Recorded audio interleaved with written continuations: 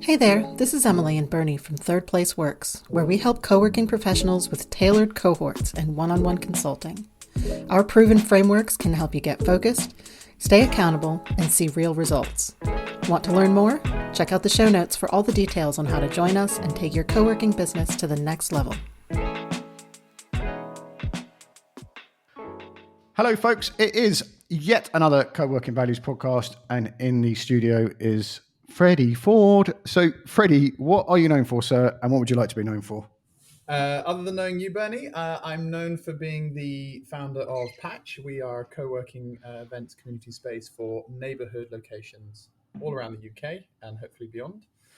What would I like to be known for? Hopefully Patch. if continues on the trajectory, the ambition is to be on every high street in the country. So we're really trying to build a kind of permanent sort of social good that serves communities, people, ambition, ideas, not just in economic work and professional work, but also other forms of activity, retail, pop-up, people coming together for everything from knitting clubs to networking groups. So we're trying to be the kind of new. That's what I love. When I saw the what's that women's group called? Really long-standing.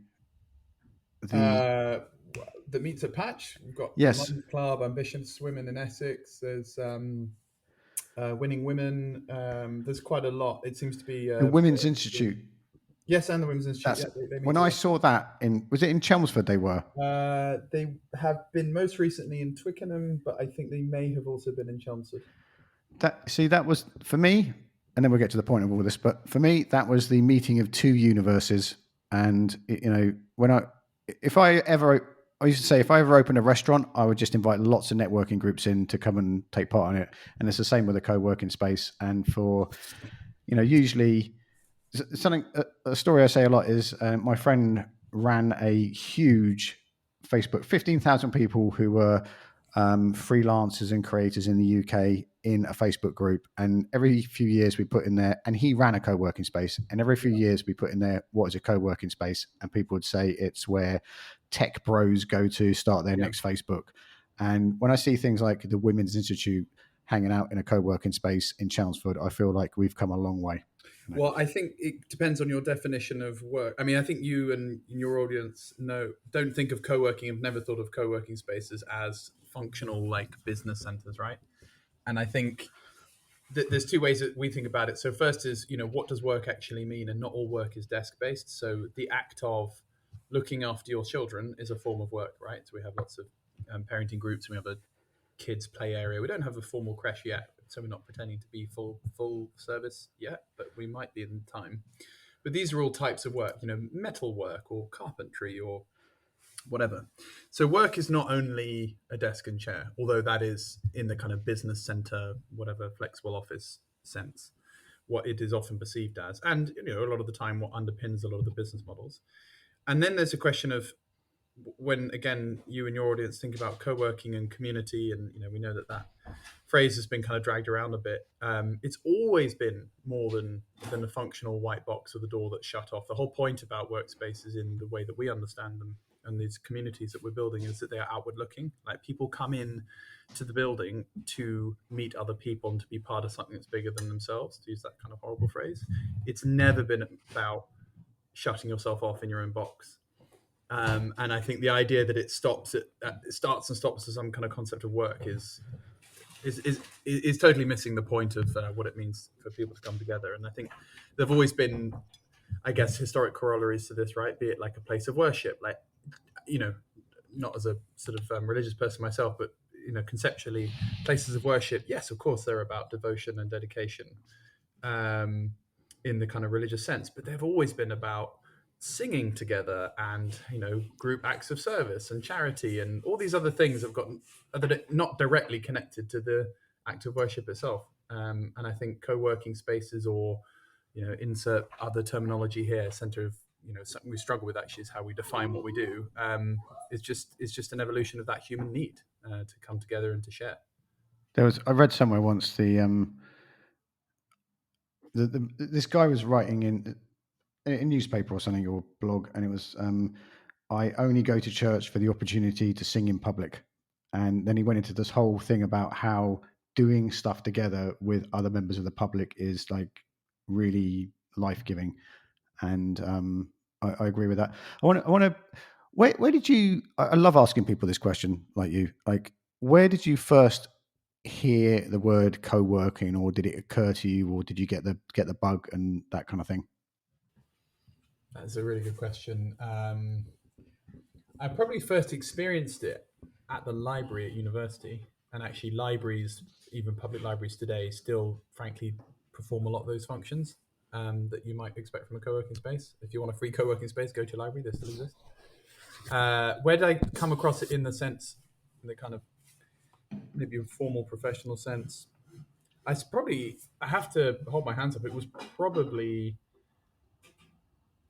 when I started working in startups and people started working in buildings owned by companies that shall not be named. Is that where your worked? That's okay. That's okay to say that, like that's. To be clear, I think the WeWork product is an excellent product. Like, it's, especially in London and major cities, it's really, really available. There are loads of it. It works really well, etc. Like, I have lots of issues, as we all do, with lots of things to do with that company, but I think the product itself has always been really great for a certain need. I have worked in them. I tell you where the first company that I really got enamored by, and where the startup I worked for in London worked out of, was Workspace Group. And I really like that company because they're very long term. They own their buildings. They're a bit old school and traditional in certain ways, but they're very well run. They treat their teams very well. I aspire to emulate them in lots of ways. So I'd say probably, around when I was in startups, maybe 10-ish years ago, and people didn't have. Oh, I know where it was. I can tell you exactly where it was. Somerset House. Yep. Something called the Maths Challenge, which I don't know if it continues anymore. Was an accelerator program, and my friend, who was ahead of me, was working in startups, and she had a space there. So that was probably the first actual direct interaction. And then I worked in various formats of it, because I used to be in corporates and they wouldn't touch it with a barge pole. And then most recently in Workspace Group before, I guess. And then what made you, like, because Patch has got this, it's one of a group of companies that has this sort of like type of co-working spaces that is like hammering this local co-working community, like you said earlier, and we say a lot on this podcast, is there's this possibility and vision of a co-working space which is becoming more and more prevalent, of fulfilling the role the local pub used to play, the places of worship, the community centre, the youth club. And I was just on a rural co-working space call, and there's all these examples of places where there's like 6 desks in a building, but then that building is also where there's a laundrette, there's a cafe, and it's a connection point for things. And it's so much bigger than I need a desk. And what is it? Because you seem deliciously obsessed with that idea, with the manifesto and everything like that. So what like flicked a switch in you to go down this path? So the Work Near Home Manifesto, which I wrote in March 21, is kind of my answer to that, my long form answer to that, for anyone who's interested. Link in the show notes, folks. Yeah, and what it's about. And honestly, it's because I'm a people person. Like, I've been fascinated, really, as I guess in my professional life, whatever, by 2 things. And one is technology, and the way in which, whether you like it or not, whether you use it or not, like, it is fundamentally changing everything about the way that we live. And I've always been interested in not just not so much, I'd say, the primary, like, I'm not a technologist, like I can't code, but I'm interested in the sort of secondary and tertiary effects of it. So, all the technology that goes into mobile phone is kind of interesting, but the idea that you can then order a cab via your phone is sort of interesting. But then, to me, what's really, where it gets more interesting is the effect that has on, like, the taxi unions and our roads and our sense of common shared space. So always been very interested in technology, but then fundamentally, and tried to build a career in tech startups. But then fundamentally, I'm a people person and always have been. And one of my investors said something very nice to me. He said, I think you've really found your reason in life, like your métier, like the thing that you're absolutely passionate about. Because what what Patch represents is my ability to bring those two things, or my version of trying to bring those two things together, which is to say, this company is about enabling opportunity for all people based on who they are, not limited by where they live. So this is kind of anti-commuting, is sort of what Patch does. And as someone who's very interested in people and communities and networks, I think it's kind of ridiculous how so many of the towns and cities that we have around the UK are defined by their proximity or otherwise to London, Manchester, Glasgow, Bristol. What sort of idea do you think commuting is? Well, you're referring to a LinkedIn post I wrote the other day where I said that co-working is a low ambition idea because co-working is an ambition idea. Shh, yeah, I know, commuting. Sorry. You're referring to something I wrote on LinkedIn the other day, which is that commuting is a low ambition idea. And what I mean by that is, if you assume that the only way of getting people to be productive and to realizing their opportunity, their ambition, and maximizing their opportunity, and to do that, you've got to bring everyone together into a central location, then you are excluding, well, first of all, you're wasting a huge amount of time that it takes for that to happen in the first place. But you're also excluding a lot of people for whom that can't be true, either because they don't want it to be true or because they can't access wherever the place may be, or they can't go there every day.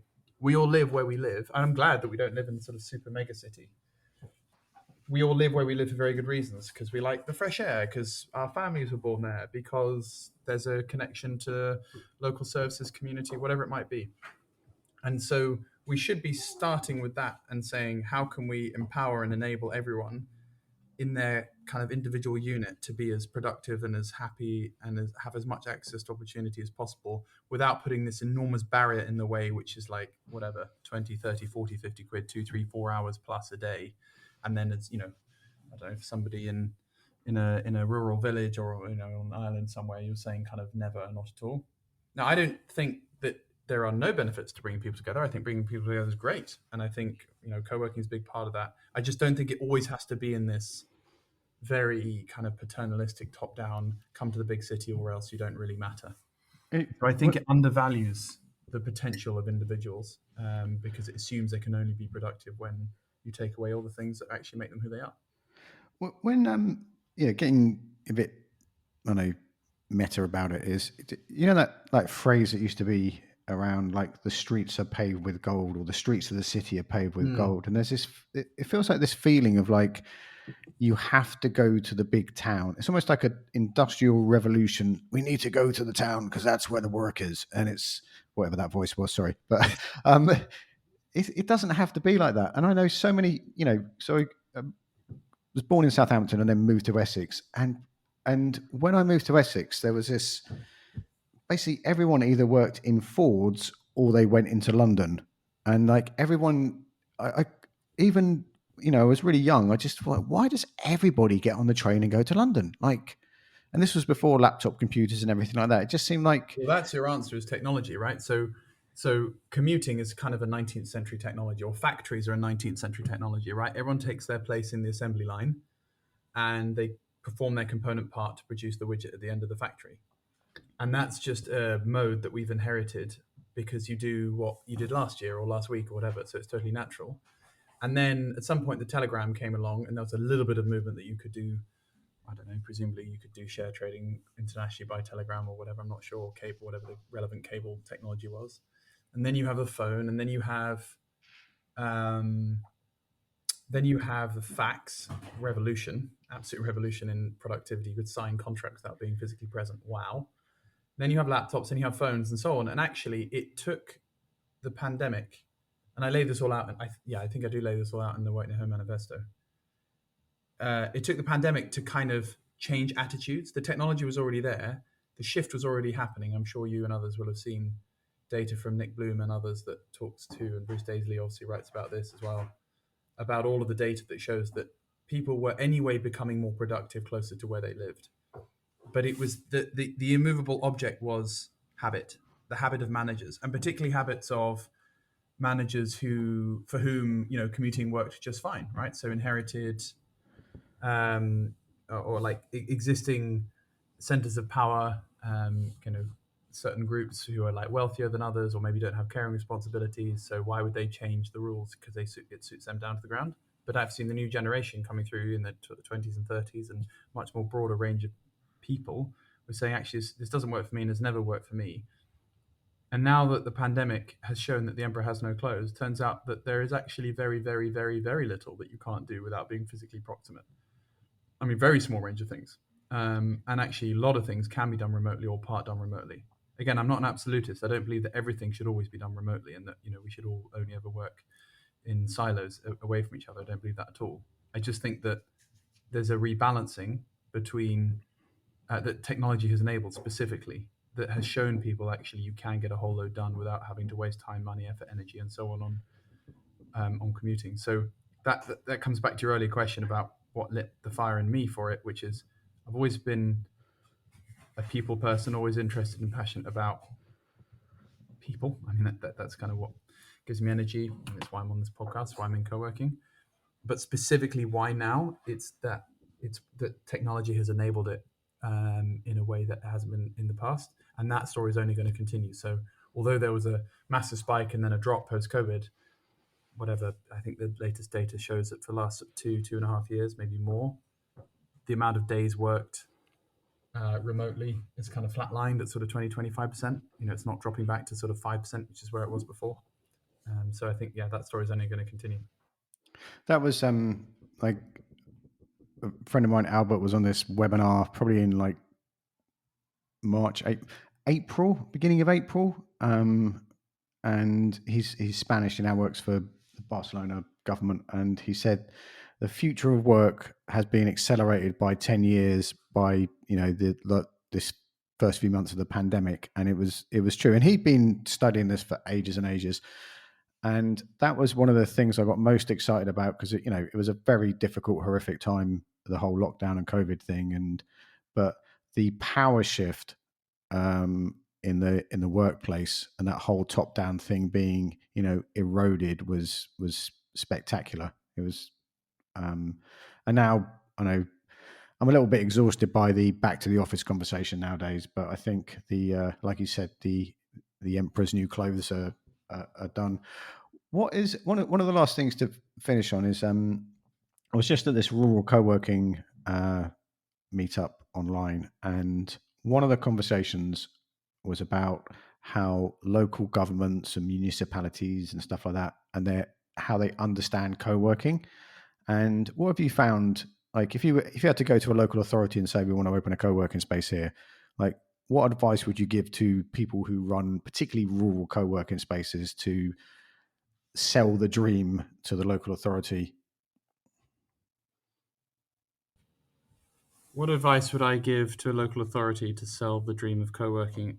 Or a co-working space owner to sell the dream to a local authority? Because so I think local authority. So what I've discovered in this journey, having had no background in the public sector, broadly speaking, and having not been sure how to approach or even if to approach local authorities, but what I've discovered is they are the most natural partners because their incentives are aligned with yours, because they are thinking in terms of broader.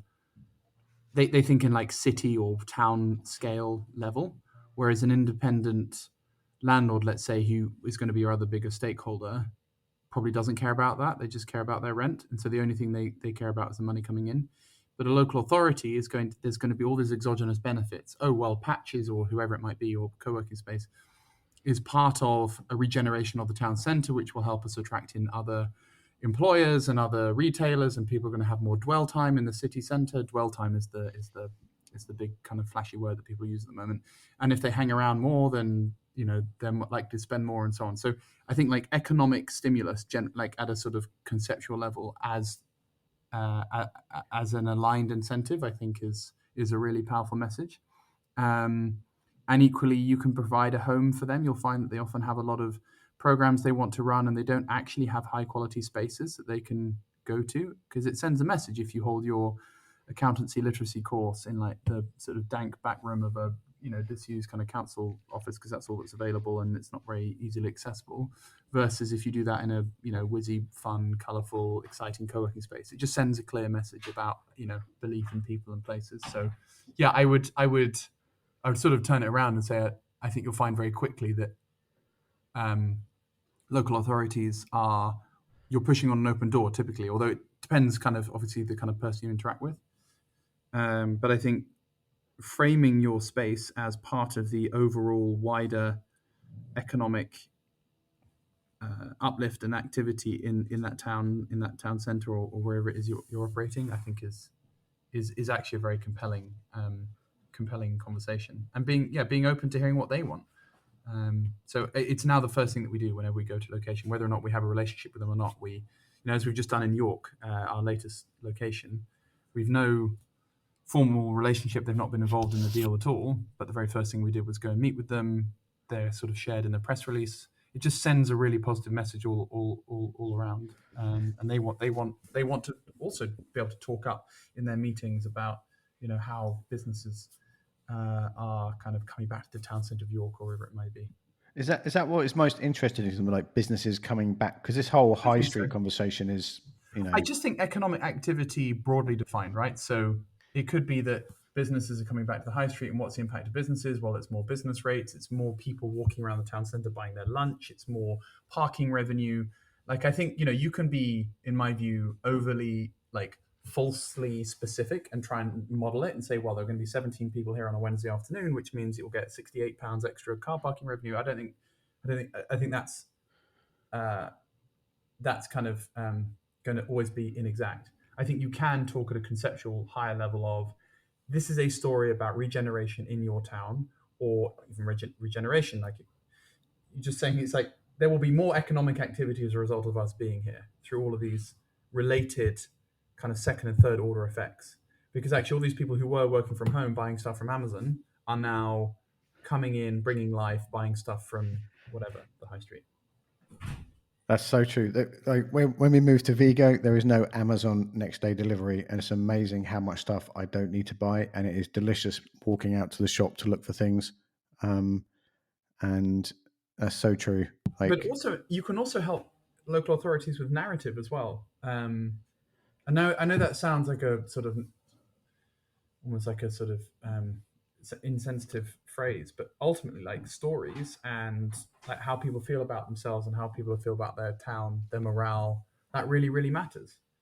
And a lot of the time as a council, I always feel sorry for councils because they have one brand, and it's the same brand, whatever, my council's Lambeth Council, and it's the same brand, Lambeth Council, that deals with birth death registrations, that deals with recycling, that deals with potholes, that deals with street cleaning, but that also deals with economic generation across Lambeth, right? And those are very, very, very different things. And you sort of get, unfortunately, often get, I think local authorities get tarred with a kind of, oh, it's the council kind of commentary.